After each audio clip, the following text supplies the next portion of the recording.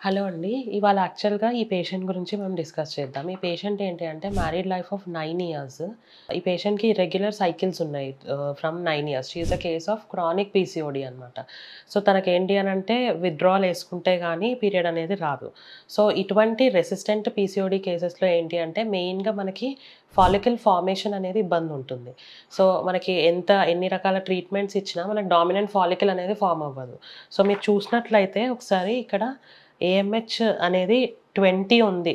రీసెంట్‌గా తను చేయించిన ఏఎంహెచ్ అనేది 20 ఉంది. సో, ఇట్లా 20 ఉంటే ఏమవుద్దంటే, మనకి పీసీఓడీ అనేది చాలా సివియర్‌గా ఉంటది. Like pearl of string appearance అంటారు కదా! ఓవరీ చుట్టూ మొత్తం ఫాలికల్స్ ఉంటాయి. అండ్ ఓవరీ సైజ్ పెరిగి ఉంటది. అండ్ మనం ఎటువంటి ట్రీట్మెంట్ చేసినా గానీ, మనకి చాలా రెసిస్టెంట్ ఉంటది ఓవరీ అనేది.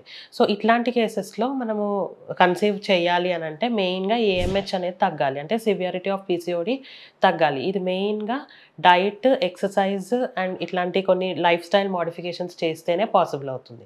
సో, ఎంత మనం ట్రీట్మెంట్ ఇచ్చినా గానీ life style modifications and diet play a very important role in conceiving. Hope this was useful to you.